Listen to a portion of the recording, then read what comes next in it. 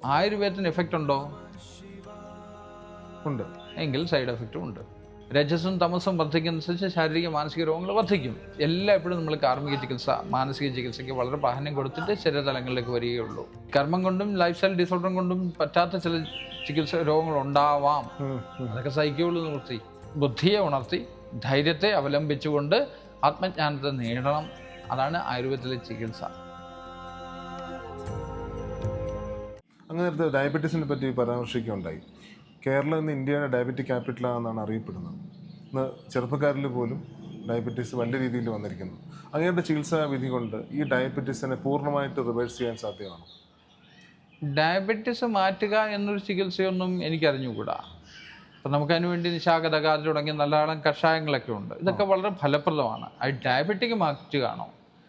ഇപ്പം രക്തത്തിലെ പഞ്ചസാര വർദ്ധിക്കുന്ന അവസ്ഥയാണല്ലോ പൊതുവേ ഡയബറ്റിക് എന്ന് പറയുന്നത്. എന്തുകൊണ്ടാണ് അത് വർദ്ധിക്കുന്നത്? കാരണം അതിനെ ഗ്ലൈക്കോജൻ ആക്കി മാറ്റാൻ ശരീരത്തിന് കഴിവില്ല. സാമാന്യ ഡയബറ്റീസിനെ പറ്റി ഞാൻ പറഞ്ഞത്. അപ്പോൾ അത് പഞ്ചസാരയുടെ അളവ് കൂടിയിരിക്കുന്നു ശരീരത്തിൽ. ഇതുമൂലം എന്ത് സംഭവിക്കുന്നു? ശരീരത്തിലുള്ള ഈ പറഞ്ഞ മെറ്റബോളിക് ഫംഗ്ഷന് ശരിയായിട്ട് നടത്താൻ ശരീരത്തിന് ആവാതെ വരുന്നു. അതിനെന്തായിരിക്കാം കാരണം? ലിവർ ഫാറ്റി ഇരിക്കുന്നുണ്ട്. ലിവർ ഫാറ്റി എങ്ങനെ ആയി? ലിവർ ഫാറ്റ് ആയിരിക്കാം ഒരു കാരണമായിരിക്കാം. അനേക കാരണങ്ങളുണ്ടാവാം. ഇതിൻ്റെ ശരിയായ ചികിത്സ, ഇതൊരു ഡിസീസാണോ ഡിസോർഡറാണോ? ഡിസോർഡറായിട്ട് തുടങ്ങുന്നു, പിന്നെ ഡിസീസായി മാറുന്നു. എന്തുകൊണ്ട്? ചികിത്സിക്കുന്നതുകൊണ്ടോ ചികിത്സിക്കാത്തത് കൊണ്ടോ? അങ്ങനെയല്ലേ? അതെ, രണ്ട് രീതിയിലും വരാം. ചികിത്സിക്കുന്ന കൊണ്ടും ഡിസോർഡർ ഡിസീസായി മാറുന്നു. ചികിത്സിക്കാതെ ഇരിക്കുന്നത് കൊണ്ടും ഈ ഡിസോർഡർ ഡിസീസായി മാറുന്നു. ഈ ശരിയായ രീതിയിലുള്ള ചികിത്സ എന്ന് പറയാവുന്നത് ആ ഡിസോർഡർ മാറ്റി ഓർഡർ ആക്കുക എന്നുള്ളതല്ലേ? അതിൻ്റെ യഥാർത്ഥ ചികിത്സ ജീവിതചിട്ട തന്നെയല്ലേ? അപ്പം നമ്മളൊന്നെ ഭയക്കും. പഞ്ചസാര കഴിച്ചുകൂടാ, അത് ചെയ്തുകൂടാ, ഇത് ചെയ്തുകൂടാ തുടങ്ങിയ ഡയബറ്റിക്കായി നമ്മൾ ഇടയ്ക്കിടയ്ക്ക് പോയി ടെസ്റ്റ് ചെയ്യും. ഇതിലൂടെ നമ്മൾ കൺഫേം ചെയ്യും, യെസ് ഐ എം ഡിസീസ്ഡ് അല്ലേ? പിന്നെ അതിൽ നിന്നൊരു വിടുതലില്ല. പിന്നെ ജീവിതം മുഴുവൻ ആ ശീലം കൊണ്ടങ്ങ് നടക്കുക. ഇത് മാറ്റാൻ പറ്റില്ല എന്ന്.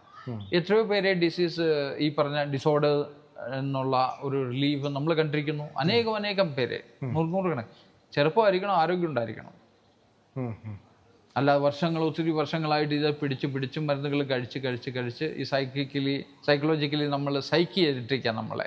യെസ് ഐ എം ഡിസീസ് എന്നുള്ള ആ അവസ്ഥ എത്തിക്കഴിഞ്ഞാൽ പിന്നെ രക്ഷ റിവേഴ്സൽ വലിയ പ്രയാസമാണ്. പക്ഷെ അവിടെ മനുഷ്യർ ഒരു വിൽ പവർ ഉണ്ടെങ്കിൽ മാറുന്ന കാണാറുണ്ട്. ഇത് രോഗം മാറുക എന്നുള്ളതല്ല. രോഗമേ ഇല്ലായിരുന്നല്ലോ. ആ പറഞ്ഞ ഡിസോർഡർ, അതായത് ലൈഫ് സ്റ്റൈലിനെ മാറ്റിക്കഴിഞ്ഞാൽ മാനേജ് ചെയ്യുന്ന കേസല്ലേ ഉള്ളൂ ഇത്. ഇപ്പം ലൈഫ് സ്റ്റൈല് മോശമായി കഴിഞ്ഞാൽ എന്ത് രോഗമാണ് വരാത്തത്? ലൈഫ് സ്റ്റൈല് മോശമായി കഴിഞ്ഞാൽ സകല രോഗങ്ങളും അവിടെ തന്നെ തുടങ്ങിയല്ലോ. അപ്പം അതിനെ ഒന്ന് ഓർഡർ ആക്കി നോക്കൂ. ഇത് പൊതുവെ നമ്മൾ ആരോഗ്യത്തെ രക്ഷിച്ചുകൊണ്ടിരുന്നതാണ് നമ്മുടെ സ്വഭാവം. ഇടകാലഘട്ടം കൊണ്ട് നമ്മൾ ഇതിനൊന്നും കെയറില്ലാതായി. കെയറില്ലാതായപ്പോഴത്തേക്ക് നമുക്ക് ചില ബുദ്ധിമുട്ട് വന്നപ്പം നമുക്കറിയാം ശരീരത്തിൽ ഗ്ലൂക്കോസിൻ ലെവല്, ഷുഗർ ലെവൽ വർദ്ധിക്കുന്നുണ്ട്. അതിൻ്റെ ലക്ഷണങ്ങളുണ്ടാവും. വരളുക, ഒത്തിരി മൂത്രമൊഴിക്കാൻ തോന്നുക, പിന്നെ ശരീരം തന്നെ ഒരു വരണ്ട് ഊർജ്ജ തലങ്ങളൊക്കെ ഡിപ്ലീറ്റ് ആയി പോവുക തുടങ്ങിയ. അപ്പോൾ ഞാൻ ഒന്ന് പോയി ടെസ്റ്റ് ചെയ്തു. Diabetic level 300. അപ്പോൾ അതിനുള്ള ചികിത്സ എന്താ? ഉടനെ പോയി ഗുളിക കഴിക്കുക അല്ലേ? അല്ലെങ്കിൽ ആയുർവേദ കഷായം കഴിക്കുക? ഒന്നുമല്ല. എന്തുകൊണ്ടുണ്ടായി? എൻ്റെ ജീവിതത്തിൽ വന്നിരിക്കുന്ന ചിട്ടകളൊക്കെ തെറ്റിയിരിക്കുന്നു. ഉറക്കം കുറഞ്ഞു, പലവിധ കാരണങ്ങൾ കൊണ്ട് കണ്ടിന്യൂസ് ആയിട്ട് ഓടേണ്ടി വരുന്ന അവസ്ഥ. ഇതെല്ലാം കൊണ്ട് എൻ്റെ ശരീരത്തിൻ്റെയും ജീവിതത്തിൻ്റെയും ചിട്ട തെറ്റിപ്പോയിരിക്കുന്നു. പിന്നെ എന്താ ഞാൻ ചെയ്യേണ്ടത്? ചിട്ടയെ പരിപാലിക്കണം. ചിട്ടയെ പരിപാലിച്ചാൽ നോർമലായി. ഇനിയും ചിട്ട തെറ്റി അതങ്ങനെ ആവും. ഇത് തന്നെയല്ലേ ഇന്ന് അതിനെ ഓരോ പേര് കൊടുത്ത് രോഗങ്ങളാക്കി മാറ്റി വെച്ചിരിക്കുകയല്ലേ? എന്നാൽ ചിലർക്ക് ശാരീരികമായ കാരണങ്ങൾ കൊണ്ടൊക്കെ ഉണ്ടാവാം. ഇപ്പോൾ പറയുന്നില്ലേ, ആഗ്നേയഗ്രന്ഥിയുടെ പ്രവർത്തനം ശരിയാവുന്നില്ല, പ്രോപ്പറായിട്ട് ഇൻസുലിൻ നമ്മുടെ ശരീരത്തിലേക്ക് ഇഞ്ചെക്ട് ചെയ്യപ്പെടുന്നില്ല, അതുകൊണ്ടാണ്. വേറൊരു കാര്യമുണ്ട്, നമ്മൾ ആഹാരം കഴിക്കുമ്പോൾ പോലും നമ്മുടെ ശരീരം അറിയുന്നുണ്ട് അതിൻ്റെ ഏതൊക്കെ ഗുണങ്ങൾ കൂടിയിരിക്കുന്നു, കുറഞ്ഞിരിക്കുന്നു. അതനുസരിച്ച് ശരീരം നമുക്ക് ഇൻഡിക്കേഷൻ തരുന്നുണ്ട്. നമ്മൾ കേൾക്കാറുണ്ടോ? ശരീരത്തിൽ ബുദ്ധിമുട്ടുണ്ടാകാൻ പോകുന്നു എന്ന് വായിലിട്ട് ചവയ്ക്കുമ്പോൾ തന്നെ നമുക്ക് മനസ്സിലാവും. അതനുസരിച്ചാണ് അന്നരസങ്ങളൊക്കെ നമ്മുടെ ആമാശയത്തിൽ ഉണ്ടാവുന്നത്. അതനുസരിച്ചാണ് നമുക്ക് നമ്മുടെ ശരീരത്തിലൂടെ ആ ശരീരത്തിന് അതിനെയൊക്കെ ആഗിരണം ചെയ്യാനുള്ള ശക്തിയും, ആഗിരണം ശരിയായ രീതിയിൽ ചെയ്യപ്പെട്ട് അത് രസരക്തമാംസം മേധസ് അസ്ഥി മജ്ജ ശുക്രാദികളാകുന്ന ധാതുക്കളായിത്തീരുന്നു. അങ്ങനെയാണ് അതിനൊരു പരിണാമം ഉണ്ട്. ആ പരിണാമത്തിന് വരുന്ന വിഘാതങ്ങളെല്ലാം രോഗങ്ങളെ ഉണ്ടാക്കി തീർക്കും. ജീവിത ചിട്ടകൾ ഉണ്ടാവുകയും പലവിധ സപ്രഷൻ അമർത്തലുകളും പലവിധ മാനസിക രോഗങ്ങളെ ഉണ്ടാക്കും. രജസും തമസും വർദ്ധിക്കുന്നതനുസരിച്ച് ശാരീരിക മാനസിക രോഗങ്ങൾ വർദ്ധിക്കും. അതിന് സാത്വികമായിട്ട് മനസ്സിനെ ഉയർത്തിയെടുക്കുകയും അതിനൊപ്പം ജീവിത ചിട്ടകളെ കറക്റ്റാക്കുകയും ചെയ്യാനുള്ള ഒരുമാതിരിപ്പെട്ട സകല രോഗങ്ങൾക്കുള്ള ചികിത്സ. പിന്നെ ചില രോഗങ്ങൾ ആര് പിടിച്ചാലും മാറ്റാൻ പറ്റില്ല, കർമ്മത്തിലുള്ളതാണ്. അതിന് കാർമ്മിക ചികിത്സകൾ വേണം. ഇനി കർമ്മം കൊണ്ടും ലൈഫ് സ്റ്റൈൽ ഡിസോർഡർ കൊണ്ടും പറ്റാത്ത ചില ചികിത്സ രോഗങ്ങൾ ഉണ്ടാവാം. അതൊക്കെ സഹിക്കുള്ളൂ നിവൃത്തി. അല്ല എല്ലാവർക്കും എല്ലാ രോഗങ്ങളും ചികിത്സിക്കാവുന്നോ മാറ്റാവുന്നോ ഒന്നും പറയാവുന്നില്ല. അതുപോലെ ഇന്നൊരു രോഗത്തിന് ചികിത്സിച്ചാൽ അതുകൊണ്ട് അനവധി രോഗങ്ങൾ ഉണ്ടാകുന്നതായിട്ട് കാണുന്നു. ഈ ആയുർവേദത്തിൽ ചികിത്സിച്ചാൽ പോലും ആയുർവേദത്തിന് എഫക്റ്റ് ഉണ്ടോ? ഉണ്ട്. എങ്കിൽ സൈഡ് എഫക്റ്റും ഉണ്ട്. അതും ശുദ്ധമായ ഈ പറഞ്ഞ പച്ച ഇലകളും പച്ച വേരുകളും ഒക്കെ ഉപയോഗിച്ചുള്ള ചികിത്സ അതിശക്തമാണ്. അതിശക്തമാകുന്നതിന് തെറ്റായ രീതി വെച്ചാൽ അതിശക്തമായ സൈഡ് എഫക്റ്റ് ഇല്ലേ? ഉദാഹരണത്തിന് ചേര് നമ്മൾ ഉപയോഗിക്കുന്ന മരുന്നാണല്ലോ, ഭല്ലാതകം. എന്ത് ശക്തമായ മരുന്ന്! അത് തെറ്റായിട്ടോ അതിന് ശുദ്ധി ശരിയായില്ലെങ്കിൽ ശരീരം മുഴുവൻ അളിഞ്ഞ് ചീഞ്ഞ് പഴുത്ത് കോശങ്ങളൊക്കെ വല്ലാത്ത അവസ്ഥയാവും. ആമാശയങ്ങളിലൊക്കെ നശിച്ചു പോകുന്ന അവസ്ഥ ഉണ്ട്. അപ്പോൾ ഔഷധങ്ങൾക്ക് ഫലമുണ്ടെങ്കിൽ അതിന് സൈഡ് എഫക്റ്റ് ഉണ്ടാവും. ആ സൈഡ് എഫക്റ്റുകളെ കുറയ്ക്കാനും അതുപോലെ എഫക്റ്റിനെ അത് പോസിറ്റീവായിട്ട് ഉപയോഗപ്പെടുത്താനും ഉള്ളതാണ് ജീവിത ചിട്ടകൾ മരുന്നിനൊപ്പം പറയുക. അല്ലേ, മരുന്ന് എങ്ങനെ കഴിക്കണമെന്ന് വൈദ്യം നിർദ്ദേശിക്കും. എന്നൊന്നും ഇല്ലല്ലോ. പക്ഷെ നിർദ്ദേശിച്ചാൽ മനുഷ്യർ മരുന്ന് കഴിക്കാൻ വരില്ല, മരുന്ന് വാങ്ങില്ല. നല്ല സ്വാദില്ലാത്ത മരുന്നാണെങ്കിൽ മനുഷ്യന് വേണ്ട. ശുദ്ധമായിട്ട് അടുക്കള വെന്ത് കുടിക്കുന്ന കഷായത്തിൻ്റെ ഫലമൊന്നും ഏത് വലിയ കമ്പനിയുടെ ടാബ്ലറ്റ് കഴിച്ചാലും ഉണ്ടാവില്ല. അതേ മരുന്ന് പച്ചയ്ക്ക് പോയി പറിച്ച് ഇടിച്ച് സ്വരസമാക്കി എടുത്ത് ഉപയോഗിക്കുകയാണെങ്കിൽ, അതിൻ്റെ ചാറായിട്ട് ഉപയോഗിക്കുകയാണ്, അതിശക്തമായ ഫലമുണ്ടും വളരെ പെട്ടെന്ന് റിസൾട്ട് ഉണ്ടാവും. ശരീരം പെട്ടെന്ന് സ്വാംശീകരിക്കുകയും ചെയ്യും. പക്ഷേ നമുക്കത് അതിനുള്ള സാഹചര്യങ്ങളോ സൗകര്യങ്ങളോ താല്പര്യമോ നമുക്കിന്നില്ല. അതുകൊണ്ടാണ് അനുഭവിക്കുന്നത്. അല്ല റിസൾട്ട് ഉണ്ടാവാത്തതോ പണ്ടുണ്ടായിരുന്ന അതേ ഔഷധം. മഞ്ഞൾ പണ്ടും മരുന്നായിട്ട് ഉപയോഗിച്ചല്ലേ? അഥർവവേദത്തിലും ഒക്കെ മഞ്ഞളിനെ പറ്റി പറയുന്ന കേൾക്കാം. ആ മഞ്ഞൾ ഇന്നും അതുപോലെ ഫലം തരുന്നില്ലേ? ഇല്ലേ? ഗുണമില്ലാത്തതാണോ? അല്ലല്ലോ. പിന്നെ നമ്മൾ കൃഷി ചെയ്യും, വളം ഉപയോഗിക്കും, വളപ്രയോഗങ്ങളൊക്കെ ഉണ്ടുകൊണ്ട് സ്വാഭാവികമായിട്ടുള്ള ആ മഞ്ഞളിൻ്റെ ക്വാളിറ്റി, ഇപ്പം കുർക്കുമ എന്നൊക്കെ പറയുന്ന ആൽക്കലോയിഡ്സോ മറ്റോ ഒക്കെ കുറവാണെന്ന് പറയുന്നു. അതുപോലെ ക്വാളിറ്റി ഇല്ല. അപ്പം ക്വാളിറ്റി കുറഞ്ഞാൽ ഫലവും കുറയുമല്ലോ. അങ്ങനെയുള്ള സ്വാഭാവികത ക്വാളിറ്റിയാണ് വേണ്ടത്. പ്രകൃതിയോട് മല്ലടിച്ച് ശക്തമായി വന്നിരിക്കുന്ന ഔഷധത്തിനെടുക്കുന്ന ഗുണമൊന്നും നമ്മൾ പ്രോപ്പറായിട്ട് കൃഷി ചെയ്തുണ്ടാക്കുന്ന സാധനത്തിലുണ്ടാവില്ല. കണ്ടന്റൊക്കെ പറയും, പക്ഷെ ഊർജം അതുപോലെ ഉണ്ടാവില്ല. അങ്ങനെയുള്ള കുഴപ്പങ്ങൾ കൂടെ നമ്മൾ ഇന്നത്തെ കൃഷി കൊണ്ട് നമ്മൾ നേടിയെടുത്തിട്ടുണ്ട്. അതുകൊണ്ട് ആയുർവേദത്തിന് ഫലം കുറഞ്ഞ് സംശയിക്കൊന്നും വേണ്ട. നമ്മുടെ കയ്യിരിപ്പ് കൊണ്ടാ. വനങ്ങളിൽ നിന്ന് പറിച്ചു കൊണ്ടുവന്ന ഔഷധങ്ങളൊന്നും ഇല്ല. എല്ലാം വളർത്തിയെടുക്കുന്നതോ ഫാമുകൾ കൃഷി ചെയ്യുന്നതോ അതിന് ആ ഫലം ഉണ്ടാവാൻ സാധ്യതയില്ല. അതിന് സ്ട്രഗിള് എടുക്കേണ്ട ആവശ്യമില്ല. സസ്യത്തിന് സ്ട്രഗിൾ ഇല്ലാതെ ഉണ്ടാവുന്നില്ല. എല്ലാം വേണമെന്നൊക്കെ കൊടുക്കുന്നതുകൊണ്ട് സ്ട്രഗിൾ എടുക്കണ്ട. അപ്പം നമുക്ക് കിട്ടുന്ന ഫുഡ് ധാരാളം ഉണ്ടെങ്കിലും ക്വാളിറ്റി ഇല്ലാണ്ടായിരിക്കും. ഔഷധങ്ങൾ ധാരാളം ഉണ്ടെങ്കിലും അതിനുള്ള ആ ഗുണങ്ങൾ ഇല്ലാണ്ടായിരിക്കും. ഇത് നമ്മൾ വരച്ച് വെച്ചൊരു വിനയാണ്. അതിന് ആയുർവേദത്തെ കുറ്റം പറയുകയും വേണ്ട. പക്ഷെ എന്തെങ്കിലും ഗുണമുണ്ടെങ്കിൽ എന്തെങ്കിലും സൈഡ് എഫക്റ്റുകളും ഉണ്ടാവും. അത് സ്വാഭാവികം. അതുകൊണ്ടാണ് വളരെ ശ്രദ്ധയോടെ മാത്രമേ അറിഞ്ഞ് കൊടുക്കണമെന്ന് പറയുക. അളവും കാര്യങ്ങളൊക്കെ കണ്ടറിഞ്ഞ് അനുഭവിച്ച വൈദ്യൻ കൊടുക്കുന്നത് അതുകൊണ്ടാണ്. കാരണം എങ്കിലേ അതിന് ഫലം ഉണ്ടാവുള്ളൂ. അതുപോലെ വൈദ്യൻ സ്വയം ഉണ്ടാക്കിയ മരുന്ന് പോലാണോ കടയിൽ നിന്ന് മേടിച്ചുകൊണ്ടുവന്ന മരുന്ന് കൊടുത്താൽ?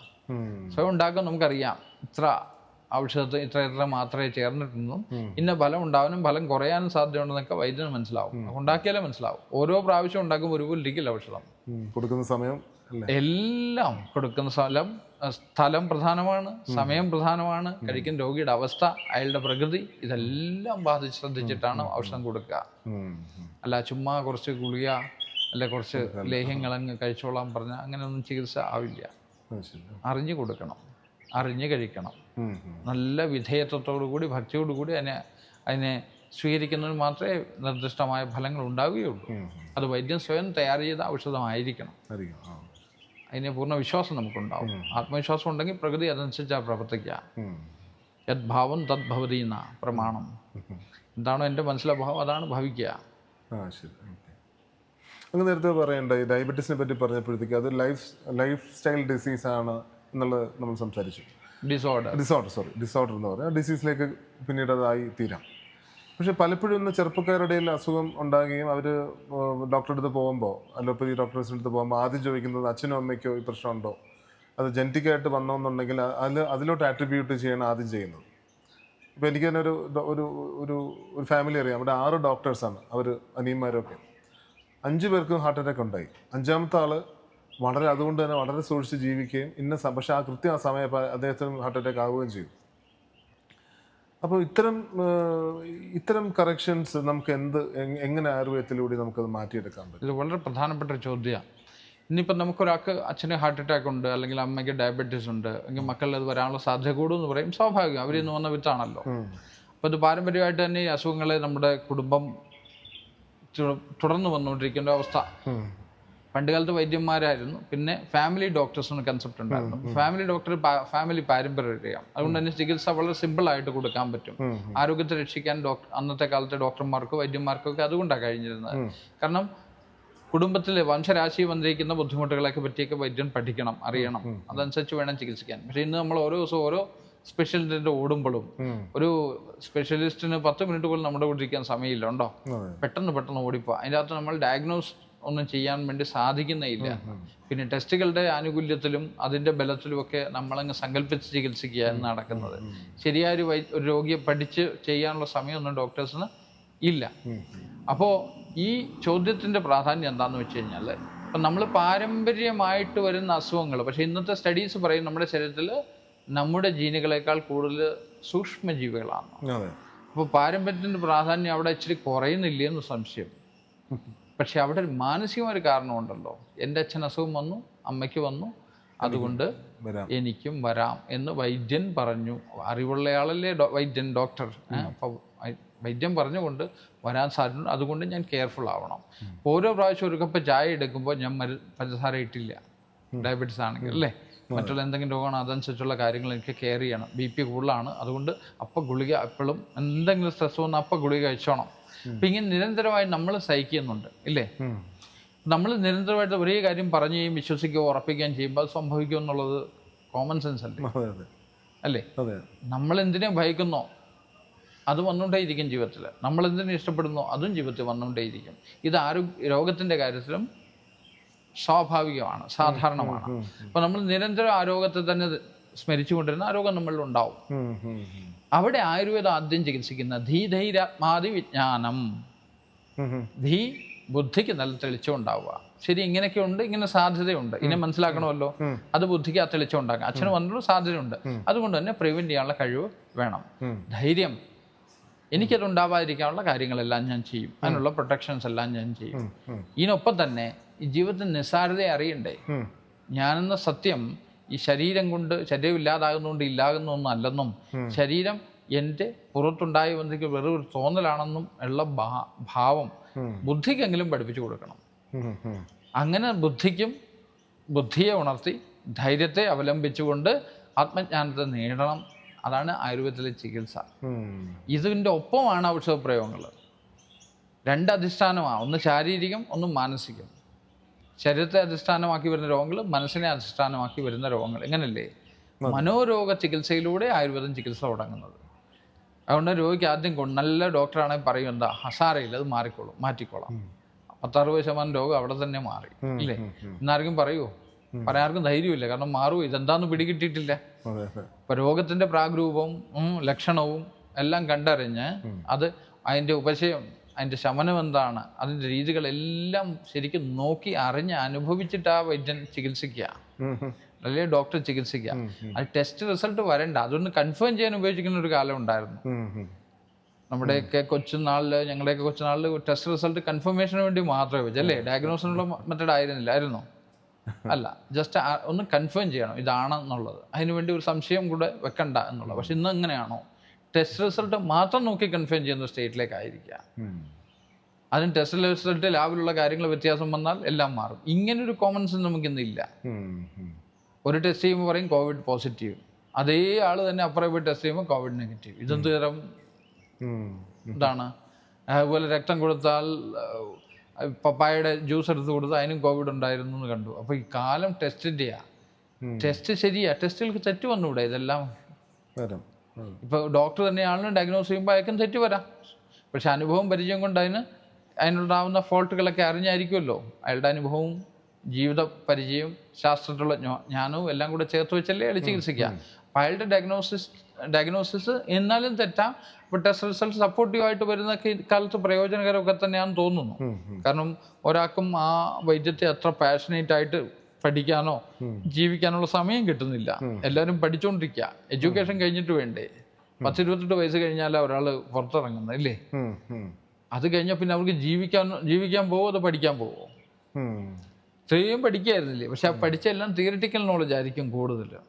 ജീവിതത്തിൽ ഇറങ്ങി മനുഷ്യനുമായിട്ട് ബന്ധപ്പെട്ട് അവർ വരുമ്പോൾ സമയത്തൊക്കെ 10-40 വയസ്സൊക്കെ കഴിഞ്ഞു പോകും. പിന്നെ അവർക്ക് എവിടെ ജീവിതത്തിൽ സമയം? ജീവിതം തീർന്നു പോകും. അങ്ങനെ അവസ്ഥയല്ലേ വരുന്നത്. പണ്ട് പഠിത്തമൊക്കെ കുട്ടിക്കാലത്ത് കഴിഞ്ഞ് ബാക്കിയെല്ലാം പ്രാക്ടീസാണ്.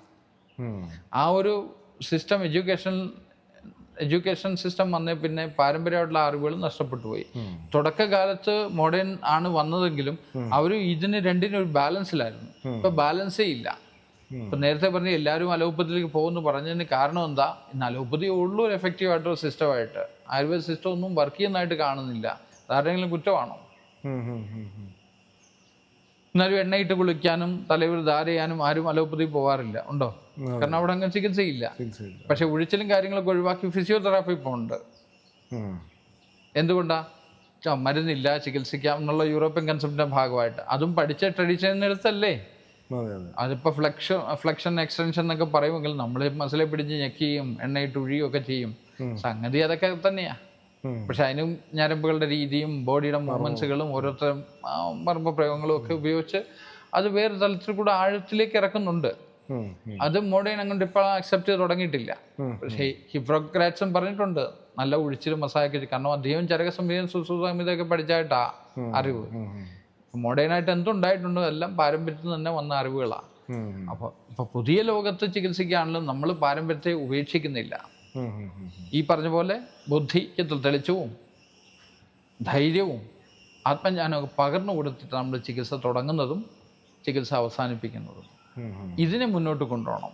അപ്പോൾ ശാരീരികമായിട്ടുള്ള ഫിറ്റ്നസ്സും മാനസികമായിട്ടുള്ള ഫിറ്റ്നസ്സും നമ്മുടെ ചികിത്സയിൽ അഘോര ചികിത്സയിൽ അതിപ്രാധാന്യമുള്ളതാണ്.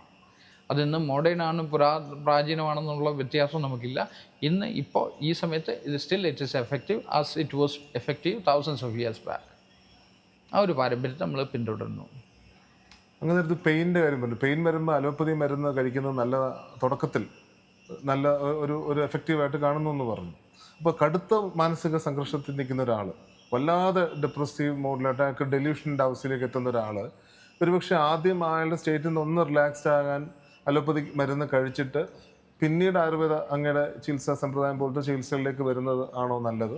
അതോ ആദ്യമേ ഇതിനകത്തോട്ട് വരാൻ പറ്റുമോ? ക്വിക്ക് റെമഡി ഇതിനകത്തുണ്ടോ? ഇതിപ്പോൾ ജനറലൈസ് ആയിട്ടുള്ള ക്വസ്റ്റ്യനാണ്.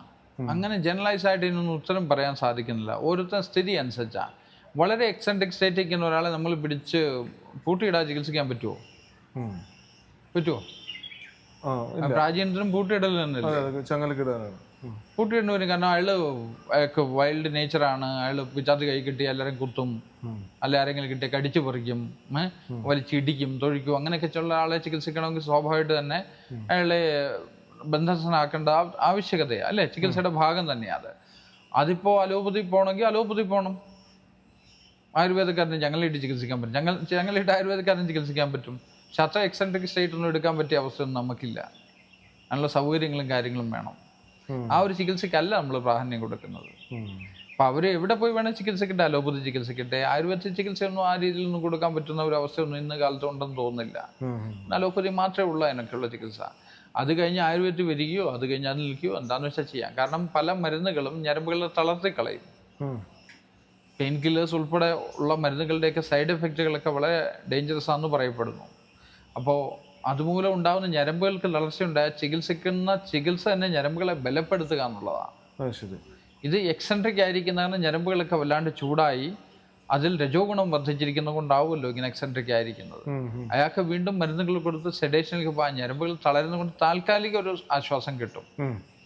പക്ഷെ അങ്ങനെയല്ലാതെ അയാളുടെ ഞരമ്പുകളെ തണുപ്പിക്കുന്ന വിധത്തിലുള്ള ചികിത്സകൾ നമ്മൾ ചെയ്യുക. അത്തരം ചികിത്സകളുടെ എന്തുണ്ടാവും? ഈ ഉദാഹരണം നമ്മളിപ്പോൾ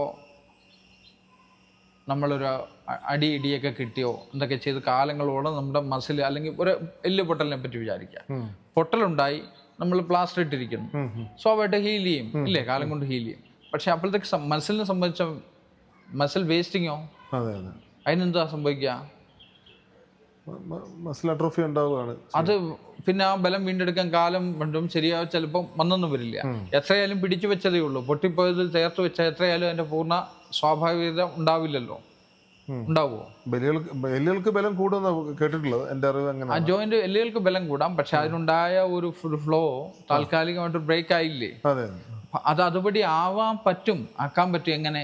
അതിനാണ് നമ്മൾ എണ്ണയിട്ട് ഒഴുകുകയും കാര്യങ്ങളും ചെയ്യുക. പൊട്ടിയലിലല്ല, അതിന് ചുറ്റുള്ള മസിലുകളും അത് പതുക്കെ പതുക്കെ അഴുകുകയും വീണ്ടും സെറ്റ് ചെയ്യും, വീണ്ടും അതിന്റെ സ്ഥിതികൾ നോക്കുകയും അങ്ങനെ ആ വൈദ്യന്മാർ ചെയ്യുക.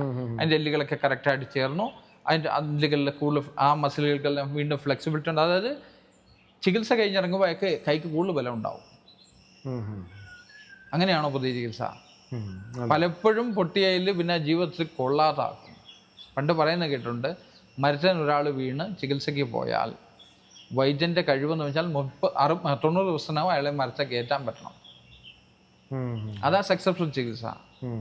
അതായത് വീണു, എല്ലൊടിഞ്ഞു, അയാളെ വീണ്ടും മരത്തെ കയറ്റാൻ ഇന്ന് പറ്റുമോ? അത് പ്രാവശ്യം സംഭവിച്ചാൽ പോയി. ചികിത്സ എന്ന് പറഞ്ഞാൽ എന്താന്ന് ഒന്ന് ക്വിക്ക് ഫിക്സ് ചെയ്തൊന്ന് സെറ്റ് ചെയ്ത് വെക്കുക എന്നല്ലാതെ അയാളെ വീണ്ടും പഴയ പോലൊരു മനുഷ്യനാക്കിയൊന്നും സാധിക്കുന്നുണ്ടോ? ഇത് ചികിത്സ എന്ന് നമ്മൾ വിളിക്കില്ല പാരമ്പര്യത്തിൽ. വൈദ്യനും പറ്റിയൊന്നും വരില്ല, പക്ഷെ വൈദ്യൻ അതിനു വേണ്ടിയ ശ്രമം മുഴുവനായിരിക്കും. ഇന്ന് ശ്രമമേ ഇല്ലല്ലോ. അങ്ങനെ ഉണ്ടോ? ഒരു മനുഷ്യനെ വീണ്ടും അയാൾ ആ ജീവിത ചിട്ടകളിലേക്ക്, അല്ലെ അയാൾ മുമ്പ് ശീലിച്ചിരുന്ന ശീലങ്ങളിലേക്കും അതിലേക്ക് പിന്തുടർന്ന് പോകാൻ പറ്റുന്ന, അല്ലെ അയാൾ ചെയ്തുകൊണ്ടിരുന്ന ജോലി ചെയ്തുകൊണ്ട് പോകാൻ പറ്റുന്ന ഒരു അവസ്ഥയിലേക്ക് അയാളെ എത്തിച്ചേർക്കുക എന്ന് ഉള്ളൊരു അവസ്ഥ ഇന്ന് നമ്മുടെ ചികിത്സാ സമ്പ്രദായത്തിനുണ്ടോ? അങ്ങനെ ഒരു വിചാരമുണ്ടോ? ഇങ്ങനില്ല. പിന്നെ അങ്ങ് രക്ഷിച്ചു എന്ന് പറയും. ഇതെന്തോരം രക്ഷയാ? ഇത് അഡ്ജസ്റ്റ്മെന്റ് അല്ലേ ഉള്ളൂ. അങ്ങനൊരു സാഹചര്യം ഇന്ന് ഉണ്ടോ? നിലവിൽ വലിയ പ്രയാസമാണ്. അതിന് സാഹചര്യം നമുക്ക് കുറഞ്ഞ പക്ഷം ഈ കാർമിക തലത്തിലും ലൈഫ് സ്റ്റൈൽ ഡിസോർഡർ തലത്തിലും ബെറ്ററിക്കുന്ന മനുഷ്യരെ റീസെറ്റ് ചെയ്യണം എന്നുള്ളത് മാത്രമേ നമ്മൾ ചെയ്യുന്നുള്ളൂ. 2 വിഷയങ്ങൾ നമ്മൾ നോക്കുന്നു. ഒന്ന് കാർമിക് കണ്ടീഷൻസ്. അത് സാറിന് ഒരു ചികിത്സ കൊണ്ടും മാറുന്നതല്ല. അതിനാ നമുക്ക് എപ്പോഴും നമ്മൾ കാർമിക ചികിത്സ, മാനസിക ചികിത്സയ്ക്ക് വളരെ പ്രാധാന്യം കൊടുത്തിട്ട് ശരീരതലങ്ങളിലേക്ക് വരികയുള്ളൂ. അപ്പം കാർമിക ചികിത്സ എന്ന് വെച്ചാൽ, കർമ്മം എന്ന് വെച്ചാൽ ഈ മെമ്മറീസാണ്. അതിൽ വേണ്ടതിനെ ഇറാഡിക്കേറ്റ് ചെയ്യുക, വേണ്ടുന്നതിനെ റീറ്റെയിൻ ചെയ്യുക. 1. 2, ഈ പറഞ്ഞ ലൈഫ് സ്റ്റൈൽ ഡിസോർഡേഴ്സ്, അതിന് ലൈഫ് സ്റ്റൈലിനെ സെറ്റ് ചെയ്യണം. അടിസ്ഥാനപരമായിട്ട് സൂര്യൻ്റെ ചലനക്കനുസരിച്ചുള്ള കാര്യങ്ങൾ. രാത്രി ഇരുട്ടാണല്ലോ, അവിടെ ഉറങ്ങണം, പകൽ ഉണർന്നിരിക്കണം. അവൻ്റെ കർമ്മങ്ങൾ, മനസ്സിനെ പ്രസന്നമാക്കുന്ന കർമ്മങ്ങളും ചിട്ടകളും മെഡിറ്റേഷനുകളും മറ്റ് അവസ്ഥകളും ഒക്കെ ശീലിക്കണം. അതൊക്കെ നമ്മൾ ഓരോരുത്തർക്കനുസരിച്ച് പഠിപ്പിച്ചു കൊടുക്കാറുണ്ട്. അതൊക്കെ ശീലിപ്പിച്ച് അവർക്ക് വേണ്ട ചികിത്സ കൂടെ ചെയ്യുമ്പോൾ ചികിത്സ ഫലപ്രദമാണെന്ന് കാണാം. കാരണം സ്വാഭാവിക ചികിത്സ, അപ്പോൾ പ്രകൃതി അതിന് റെസ്പോൺസ് ചെയ്യും. വളരെ ഫാസ്റ്റാണ് ചികിത്സ റിസൾട്ട്. അതാ പറഞ്ഞാൽ 3 ദിവസം കൊണ്ട് റിസൾട്ട് വരണം.